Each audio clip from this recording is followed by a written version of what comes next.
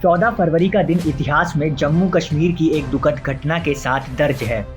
घटना भले ही 4 साल पुरानी है, लेकिन उसके जख्म आज तक हरे हैं। जब आतंकवादियों ने इस दिन को देश के सुरक्षा कर्मियों पर कायराना हमले के लिए चुना।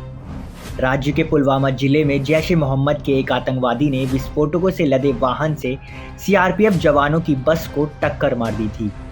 इसमें हमारे 40 जवान शहीद हो गए, साथ ही कई गंभीर रूप से घायल हुए थे।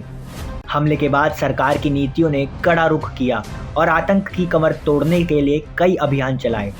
सीआरपीएफ के काफिले में 78 बसें थीं, जिनमें लगभग 2500 सैनिक जम्मू से श्रीनगर जा रहे थे। देश की सशस्त्र सेनाओं ने सीमा पार से हुए इस हमले का मुंहतोड़ जवाब दिया, लेकिन उन जवानों की शहादत की टीस आज भी बरकरार है। पुलवामा आतंकी हमले के कुछ दिनों बाद भारत ने पाकिस्तान के बालाकोट स्थित जैश ए मोहम्मद के आतंकी प्रशिक्षण शिविर पर एयर स्ट्राइक किया। 26 फरवरी 2019 को पुलवामा के हमले का बदला लेने के लिए भारतीय वायुसेना ने जब एयर स्ट्राइक की, तो उसके बाद न केवल भारतीय सेना की पाकिस्तान को लेकर रणनीति बदली, बल्कि भारतीय राजनीति भी बदल गई। असल में उस हमले के बाद कांग्रेस, तृणमूल कांग्रेस, सीपीएम सहित कई विपक्षी दलों ने एयर स्ट्राइक पर सवाल उठाते हुए सबूत मांगे थे। और उसके बाद 26 फरवरी 2019 को तत्कालीन वायुसेना प्रमुख बीएस धनोआ के बयान पर भी गौर करना चाहिए। उन्होंने एक प्रेस कॉन्फ्रेंस के दौरान कहा, हमें जो लक्ष्य दिया गया था उसे हिट किया गया। हम मरने वालों की संख्या नहीं गिनते। अगर हमने जंगलों में बम गिराए होते तो पाकिस्तान प्रतिक्रिया क्यों करता। साफ है, धनोआ का बयान उन विपक्षी नेताओं को जवाब था जो एयर स्ट्राइक पर सवाल उठा रहे थे। 4 साल पहले हुए विपक्ष द्वारा उठाए गए सवाल अब भी जारी हैं, और उसके बाद से भारतीय राजनीति भी एयर स्ट्राइक को लेकर बदल गई। 14 फरवरी को 2022 पुलवामा हमले की बरसी के दिन कांग्रेस नेता राहुल गांधी ने ट्वीट करते हुए कहा कि हम जवाब लेकर रहेंगे। और उसके बाद तेलंगाना के सीएम के चंद्रशेखर राव ने भी एक प्रेस कॉन्फ्रेंस में कहा कि राहुल गांधी ने कुछ गलत नहीं किया, वह भी सरकार से राहुल की तरह सर्जिकल स्ट्राइक पर सबूत मांग रहे हैं। राव ने कहा, भाजपा की सरकार झूठ फैलाती है, इसलिए सर्जिकल स्ट्राइक को लेकर लोगों के मन में संदेह है। सरकार को इस संदेह को दूर करने के लिए सबूत सामने लाना चाहिए। ये लोकतंत्र है, कोई राजशाही नहीं।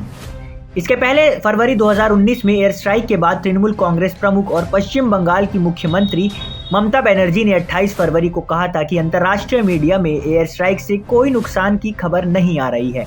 ऐसे में प्रधानमंत्री मोदी विपक्ष को बताए कि कहां बम गिराए गए और कितने आतंकी मारे गए।